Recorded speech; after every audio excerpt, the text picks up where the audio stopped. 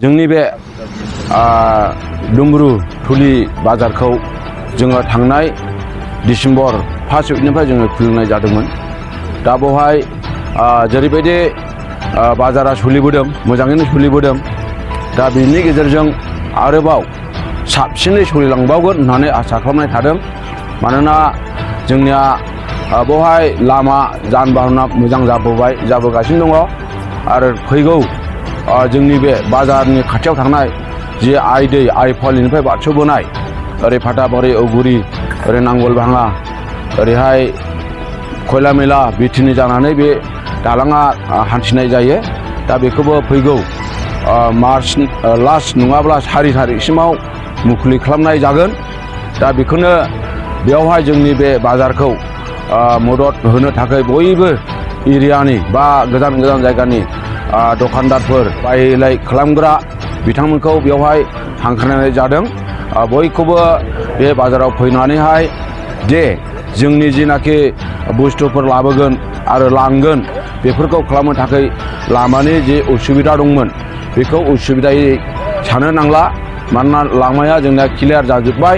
जेरैबो जोंनिया ओरैहाय मा होनना बुङो खयलामेला जानानै दैज्लांनि बोथोराव एसे सर्टकाटब्लाबो उसुबिदाब्लाबो जोंनि थुक्राझार आइफवालि जानानै जोंहा नैबे डुमब्रु बाजारनिफ्राय क्लियार लामा जाबाय। दा नैबेखौनो बयखौबो माने एरियानि बा गोजान गोजाननि बिथांमोनखौ जोंनि बे डुमब्रु बाजाराव जोङो हांख्रायनाय जादों। दा बिथांमोना फैनानै बेवहाय मा जोंनि बेवहाय बाजाराव लाबोगोन फानफैगोन बेफोरखौ गासैबो सुबिदा दङ आरो लामानि थाखाय सुबिदा दङ। बेनिखायनो बयखौबो जोंनि बे बाजारनि जानानैहाय जोङो हांख्रायहरनाय जाबाय आरो बेखिनि। हर थाफैनायनि केपासिटिथ' दानि जुगाव थाखाया फुङावनो फैलानानै बायो। दा बेवहाय मोनफ्रोमबो बुस्थुफोरखौ जि बुस्थुफ्रा बाजाराव फानजानाय जायो जिखि जा बुस्थुआनो माने बेवहाय फाननाय जागोन बेखौहाय माने बे बाजाराव मोनगोन आरो बेनिफ्राय फानफैनोबो हागोन। बिनिफ्राय बायना लांग्राफ्राबो अलरेडि जोंहा दंफैखायो बा फैबाय थाखायो। दा माल मोनलाङिनि बेलायावसो जोंहा गोजाननि बिजनेसमेनफ्रा फैनायाव खम जादों। दा बुस्थुफ्रा जेरैबायदि माइ फाथो बेसर बेबायदिनो मा बुस्थुफोरखौ बे बाजाराव फानजानाय जायो बेफोर बुस्थुफोरखौ फानफैनाय जायो। बेनिफ्राय बेयाव फानफैनानै जे नाङाय नङा लांनानै बेफोरबायदि साननो नाङा। जोंहा अलरेडि गोजाननि बेफारि थाफैखायो। दा बे थाफैनायनि गेजेरजोंनो बेवहाय माने गासै बुस्थुफ्रा नांजोबनाय जायो। बेनिफ्राय गासै बुस्थुफोरखौ लाबोनानै फानफैयोब्लासो बाजाराबो डेभेलप जागोन। बेनिफ्राय गासै बुस्थुफोरखौ गुरायनानै लांफिननांगौनि खुनु माबा गैया। अलरेडि जोंना बेफारिफ्रा माल मोनलाङिनिसो ओरैनो गुरायनानै थाङो आरो बेबायदि।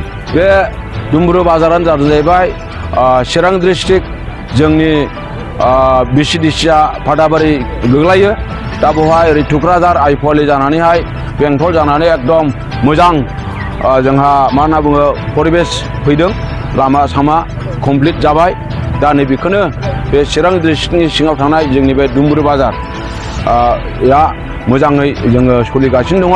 दा बेवहाय आरो साबसिन सोलिलांबावगोन बा सोलिलांबावनो थाखाय बयबो एरियानि रायजो राजाफोरखौ बे बाजाराव दखान नङाब्ला बेबायदिनो फानलाय बायलाय बुस्थुफोरखौ लाबोनानै फानफैनो थाखाय खावलायहरनाय जाबाय आरो।